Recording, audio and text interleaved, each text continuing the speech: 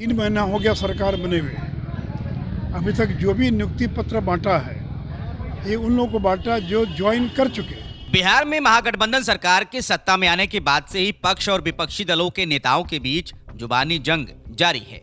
अब ये लड़ाई अदालत पहुंच गई है। पूर्व डिप्टी सीएम और बीजेपी सांसद सुशील मोदी ने नीतीश सरकार में आरजेडी कोटे से मंत्री रामानंद यादव पर मानहानि का मुकदमा दर्ज कराया है। सुशील मोदी की तरफ से कहा गया है कि मंत्री रामानंद ने उन पर झूठे आरोप लगाकर उनकी छवि खराब करने की कोशिश की।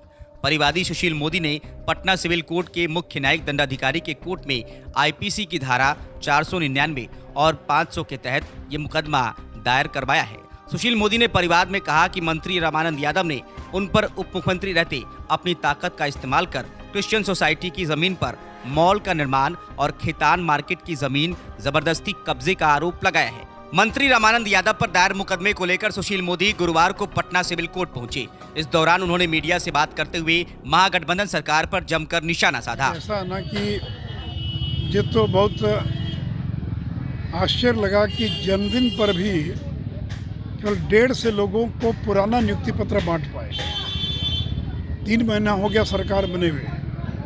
अभी तक जो भी नियुक्ति पत्र बांटा है ये उन लोगों को बांटा जो ज्वाइन कर चुके हैं, जिनका विज्ञापन निकला हम लोग के समय में, जिनकी परीक्षा हुई हम लोग के समय में, परिणाम निकला, नियुक्ति पत्र मिल गया, लोग ज्वाइन कर लिए, उन्हीं लोगों का दोबारा नियुक्ति पत्र बांट रहे हैं। अगर हिम्मत है तो इन्होंने घोषणा की थी कि 5.5 लाख नई नियुक्तियां करेंगे। अब 3 महीने में मुश्किल से 5,000 भी पद सृजित नहीं किया, क्योंकि जब पद सृजित करेंगे तब नियुक्ति होगी। और कभी 100 कभी 50, इसमें तो 25 साल में भी ये 5 लाख पूरा नहीं कर पाए। तो इसलिए ये लोगों को धोखा दे रहे हैं। ये बताएं कि ये सारी नियुक्तियां हम लोग के समय की थी कि इनके समय की है।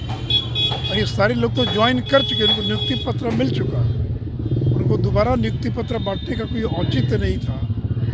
लेकिन नौजवानों को धोखा दे रहे हैं। इन्होंने तो कहा था कि हम 4.5 लाख नई नौकरियां देंगे और 5.5 लाख पुरानी जो रिक्तियां हैं उनको भरने का काम करेंगे। लेकिन तो पहले यही तो बताएं वो कि कितनी रिक्तियां यहाँ पर मौजूद हैं, ये तो उनको बताना चाहिए। तेजस्वी यादव लेकिन ये कह रहे हैं कि लगता है बीजेपी वाले लोग अखबार नहीं पढ़ते हैं, विज्ञापन उनको देखना चाहिए कि विज्ञापन निकल रहा है या नहीं। तो विज्ञापन निकल के क्या होगा, ये तो बताया ना मैंने आपको कि पहले की जो नियुक्तियां थी उसी का भी बांट रहे हैं। वे आपके डिप्टी सीएम बनने के बाद कोई विज्ञापन निकला हो, कोई परीक्षा हुई हो और उसकी ज्वाइनिंग कराए तो समझ में आता है। सारी प्रक्रिया पूरी हुई हमारे समय में, और वो भी जन्मदिन पर 25-50 हज़ार लोगों को बांटते तो बात समझ में आती।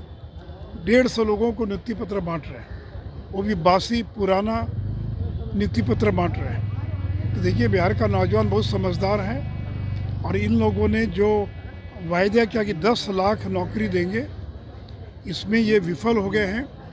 और तो बूंद बूंद से सागर भरना चाह रहे हैं, कभी 150 कभी 200। अब मुख्यमंत्री जी 16 तारीख को 10,000 सिपाहियों की को नियुक्ति पत्र देंगे। ये भी सारी नियुक्ति हम लोग के समय में हो चुकी है, केवल नियुक्ति पत्र बांटने का काम करेंगे। तो इसीलिए बिहार की जनता बहुत जागरूक है, उनको मालूम है कि ये लोग जो वायदा कर रहे हैं वो उस वायदे को कभी पूरा नहीं कर पाएंगे। आज आप पर सवाल उठा रहे और कह रहे हैं इतना बीजेपी को लेकर कहते, जरा बता दें बीजेपी की उत्पत्ति कब हुई है। इससे क्या उत्पत्ति कब हुई, इससे क्या मतलब है? जन्म तारीख पूछने का कोई संदर्भ होगा ना, क्या संदर्भ? नहीं, आपने जिस तरीके से बोला था ना कि नीतीश कुमार कहीं भी नाक रगड़ सकते हैं, पैर पकड़ सकते हैं, उसको लेकर कहा कि बीजेपी खुद बता देना कि उनकी उत्पत्ति कब हुई है और कहाँ से हुई है। 1980 में हुई उत्पत्ति। उन्होंने जनता दल से कहा, तुलना किया कि जनता दल से बीजेपी की उत्पत्ति हुई है। जनता दल से क्या मतलब? चलिए।